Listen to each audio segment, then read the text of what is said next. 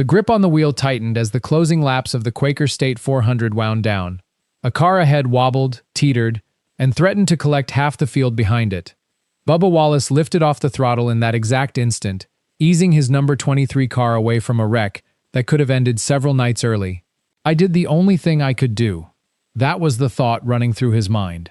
The move felt defensible in real time, a driver avoiding disaster, not chasing an advantage.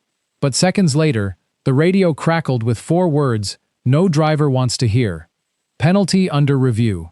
Before anyone could process what that meant for the finishing order, a bigger question was already forming inside the 23XI Racing hauler, one that had nothing to do with rule books and everything to do with expectations.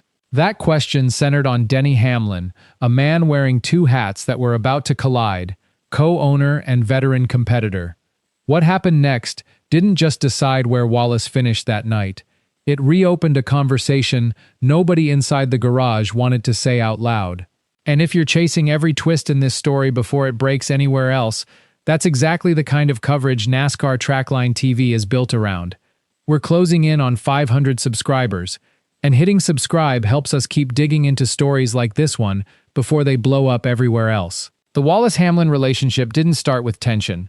Hamlin, as co-owner of 23XI Racing, was one of the earliest and loudest believers in Wallace's potential, standing behind him through rough seasons and public criticism that would have buried a lesser partnership.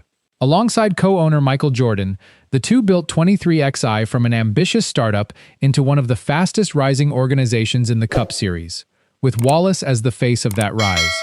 But the fight has changed shape. It is no longer Wallace and Hamlin standing together against outside doubters. It is now Wallace measured against sky-high internal expectations. Expectations Hamlin himself now represents as an owner. When 23XI entered the Cup Series, simply belonging was considered a win. That standard no longer exists. Race-winning cars, championship-caliber equipment, expanding operations, and growing demands from manufacturer Toyota have replaced it. Inside the garage, the conversation isn't about progress anymore. It's about execution. Every single weekend.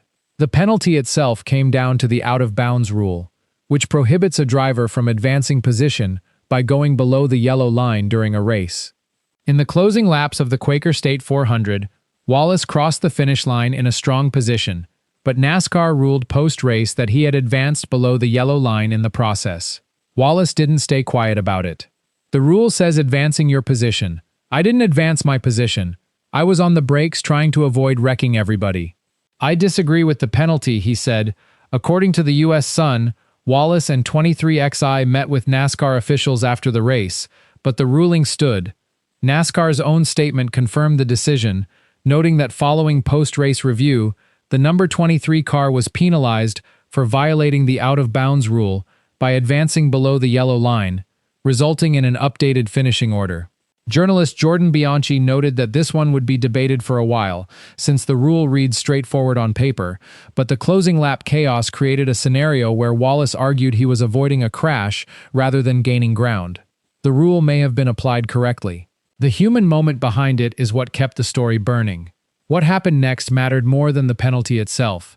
Instead of publicly attacking NASCAR the way many owners might, Hamlin struck a careful, dual-sided balance. Bubba made the move he felt he had to make in the moment. I also understand NASCAR enforcing the rule as it's written. Consistency matters, Hamlin said.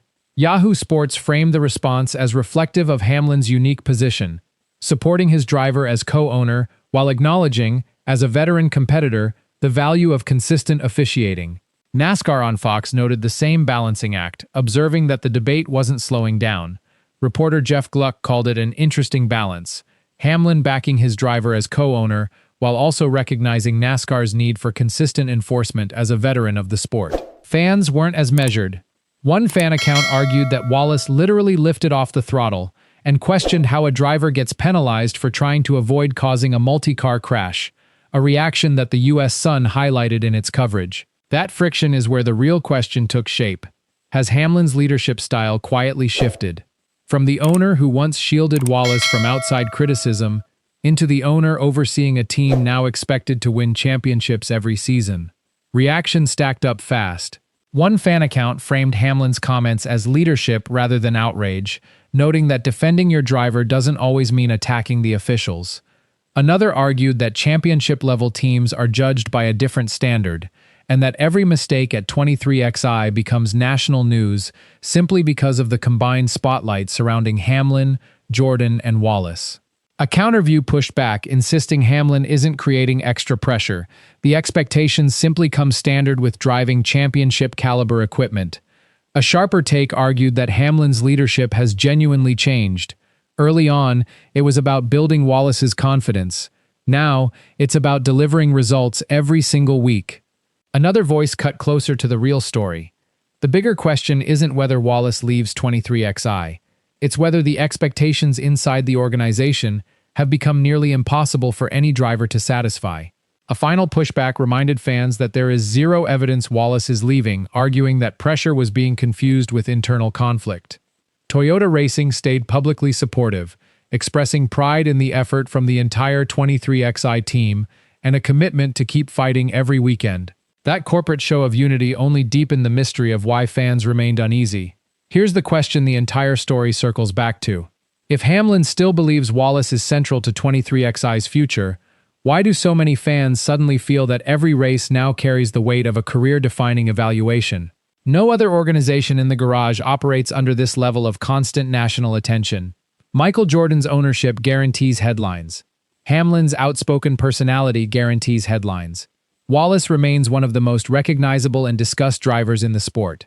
Inside that environment, ordinary racing setbacks can look far more dramatic than they actually are. Sponsors expect visibility, Toyota expects championship-level execution, and every improvement across the organization raises the bar for every driver wearing the uniform. Many inside the NASCAR community have started wondering whether that invisible pressure could eventually become harder to carry than the competition itself. To be clear, there is currently no verified evidence suggesting Wallace plans to leave 23XI Racing because of Hamlin. Hamlin has continued complimenting Wallace's growth and speaking positively about his role within the organization. But documentaries are rarely driven by confirmed conflict. They're driven by unanswered questions. What happens when a driver spends years carrying enormous expectations while every setback becomes a national conversation? What happens when winning stops being celebrated as a breakthrough and starts being expected as the minimum? One account summed up the mood well, noting that social media keeps searching for hidden tension between Hamlin and Wallace, even though publicly, Hamlin has continued backing his driver through the controversy. So here's the real divide. Is Hamlin's demanding leadership exactly what a championship organization requires, or is Wallace being forced to carry a level of scrutiny that few drivers face after a single race? On one side sits an owner building a title contender who chooses honesty over combativeness. On the other sits a driver whose every interview, every radio call, and every strategy decision is now dissected for hidden meaning. Drop a comment and tell us straight. Is the pressure inside 23XI built by Hamlin's standards, or simply by what comes with driving for a team owned by Michael Jordan? Say which side you land on, and share this one with a NASCAR fan who needs to weigh in too. The biggest shifts in this sport rarely start with an official announcement. They start with quiet questions inside the garage, long before anyone admits what's really happening. If you enjoy real NASCAR breakdowns like this, you'll like what's coming next.